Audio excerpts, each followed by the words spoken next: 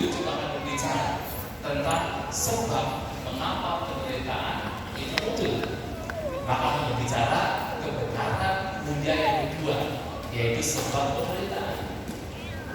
Dan ketika beliau berbicara tentang padamnya penderitaan, maka beliau juga akan berbicara tentang sebab mengapa penderitaan bisa padam. Yang tidak lain adalah jalan yang membawa pada padamnya penderitaan. Maka menggambarkan kebenaran mulia yang kedua. Hanya 4 kebenaran mulia inilah yang sesungguhnya Sang Buddha mengajarkan selama 45 tahun yang beliau tekankan lagi dan lagi. Karena inilah inti ajaran beliau. Inilah yang diperoleh ketika beliau berada di bawah nomor Buddha. Maka kita umat Buddha harus mengerti. Dan Bapak Ibu Saudara saudari sekalian, ketika kita berbicara 4 kebenaran mulia, walaupun ajaran ini adalah ajaran yang begitu dalam, yang sulit dipahami, sukar untuk dimengerti, akan tetapi sesungguhnya 4 kebenaran mulia ini merupakan fakta, merupakan kebenaran yang terjadi pada kehidupan kita. 4 kebenaran mulia ini berada di dalam diri kita masing-masing, bukan sesuatu yang berada di luar diri. Berada di dalam diri kita masing-masing. Tinggal bagaimana kita mencoba untuk melihat ke dalam batin kita. Kuncinya adalah mencoba untuk melihat ke dalam batin kita. Maka suatu kali ada sesosok dewa datang kepada Sang Buddha, dan dewa ini mengatakan bertanya, ada tidak suatu tempat yang bebas dari segala bentuk kelahiran, usia tua, sakit dan kematian? Dengan kata lain, ada tidak tempat di mana bisa terbebas dari segala bentuk penderitaan? Apakah tempat tersebut bisa ditemukan dengan cara mengibadah? Sampai mana? Oh tidak. Ada sesuatu yang bebas dari kelahiran, kematian, usia tua, sakit, atau bebas dari penderitaan, tetapi itu tidak bisa diperoleh, tidak bisa diketahui dengan cara mengibadah. Mengapa? Karena dewa ini punya kemampuan. Ketika dia sebagai seorang manusia, dia adalah seorang pertapa yang dengan kemampuan kesaktiannya dia bisa bahkan satu langkah saja bisa menyeberangi satu samudra. Dengan kekuatan kesaktiannya dia mengembara, menerobos alam semesta, mencari tempat. Ada tidak tempat yang bebas dari segala bentuk penderitaan? Dan dia lakukan selama 100 tahun. Tetapi selama 100 tahun dan sampai dia mati, tidak ditemukan tempat tersebut, dan bahkan dia mati juga. Itulah ketika Sang Buddha mengatakan ketika dia sangat berbahagia, bergembira, karena dia mengalami dengan pengalaman dia sendiri. Dan Sang Buddha akhirnya menyampaikan bahwasanya penderitaan, sebab penderitaan, padamnya penderitaan dan lenyapnya penderitaan, atau jalan yang membawa pada lenyapnya penderitaan itu tidak diperoleh, tidak ditahu dengan pengembara, tetapi ada dengan cara melihat ke dalam diri kita masing-masing. Bukan sesuatu yang jauh. Kita melihat ke dalam diri kita masing-masing. Ketika berbicara tentang penderitaan, penderitaan bukan sesuatu yang ada di luar. Penderitaan adalah sesuatu yang ada di dalam diri kita. Dan itu harus dilihat dengan jelas dengan kita melihat diri kita. Kalau kita tidak melihat di dalam diri kita, sulit untuk dilihat. Jadi dibayangkan seperti kalau Anda berjalan dengan kaki tertusuk duri. Kadang-kadang merasa sakit, kadang-kadang tidak merasa sakit. Ketika kemudian bagian yang tertusuk duri itu terbentur sesuatu, muncul rasa sakit. Tapi begitu tidak terbentur, sakitnya segera hilang, tidak jelas. Hanya ketika kemudian berhenti melihat, maka barulah ketahuan ada duri yang menancap di kaki. Baru ketahuan ada sebabnya mengapa ada sakit dan tidak. Dan itulah untuk bisa melihat penderitaan kita, harus melihat ke dalam diri kita. harus berhenti, harus diam, harus bermeditasi.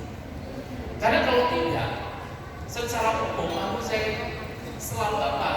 Menutupi penderitaan dengan kesenangan. Benar ya?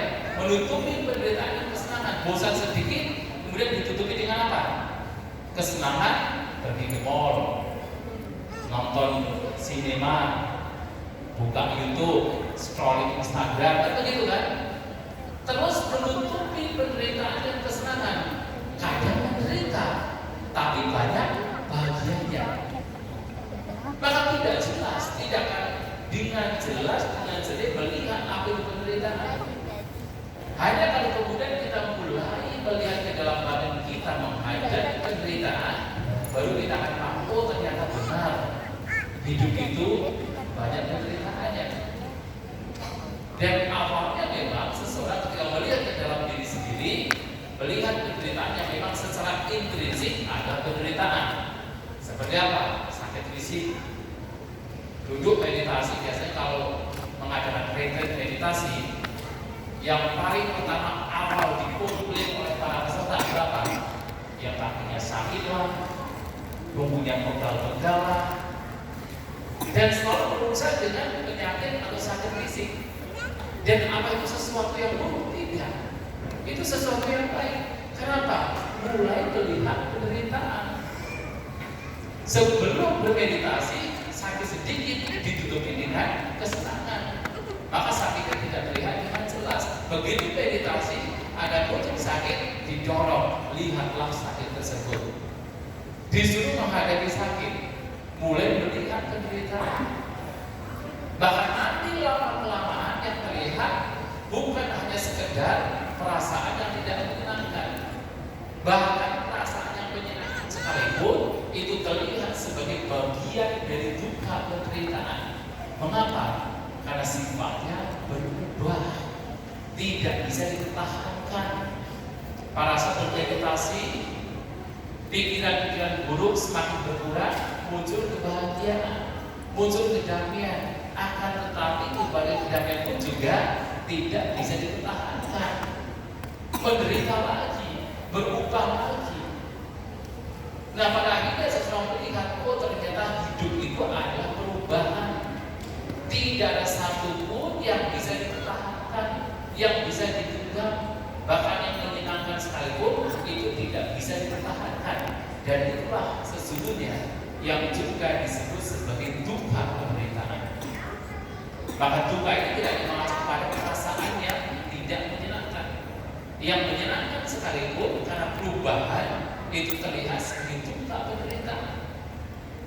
Bahkan Sang Buddha melalui pengalaman sendiri, kalau kita kembali kepada pencapaian beliau pada awal berada di bawah pohon Bodhi, di jaga malam pertama, apa yang beliau capai adalah kemampuan untuk melihat kehidupan yang lampau.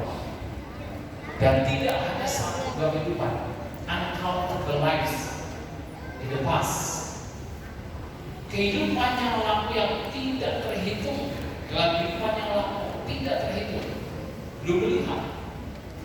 Akan tetapi belum tahu apa penyebabnya.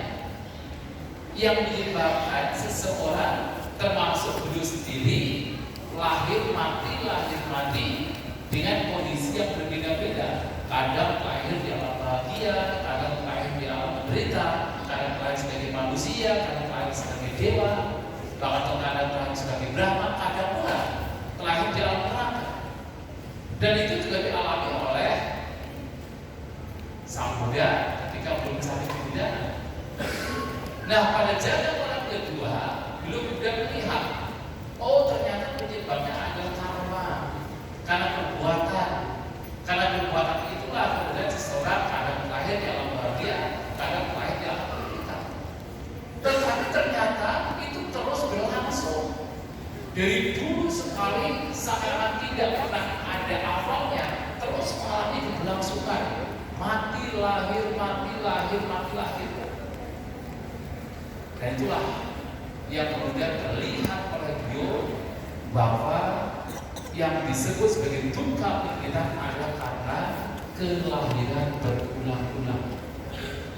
Maka begitu beliau mencapai kebudayaan, petik kemenangan yang beliau kumandangkan di awal sekali adalah beliau menyampaikan bahwa telah begitu lama lahir di berbagai alam kelahiran, mencari siapa yang membuat rumah, siapa yang membuat eksistensi ini, keberadaan ini, siapa yang menyebabkan ia lahir lagi dan lagi, tetapi tidak ditemukan. Dan pada akhirnya belum menyimpulkan bahwasanya yang disebut sebagai penderitaan adalah karena kelahiran berulang-ulang. Walaupun terkadang lahir di alam dewa, di sana hidup dengan umur yang sangat panjang, walaupun lahir di alam berapa lebih panjang lagi, tetapi karena ketidakekalan, kemudian makhluk tersebut harus meninggal lahir di alam lain dan terus berulang-ulang demikian. Dan itu terlihat sebagai penderitaan. Tidak hanya penderitaan itu berkenaan dengan apa yang sekarang kita alami. Penderitaan karena kita telah mengalami kelahiran berulang-ulang. Dan itulah yang kemudian harus segera diselesaikan. Dan untuk menyelesaikan, kita harus melihat sebabnya. Sebab mengapa kita terus mengalami kelahiran. Yang tidak lain sebabnya adalah kotoran batin kita. Yang tidak lain sebabnya adalah tanha, nafsu keinginan kita. Ketika beliau sampai menyampaikan karena kami satu mencari pembuat rumah dan ditemukan siapa pembuat rumah, tidak lain adalah tanha, adalah nafsu keinginan.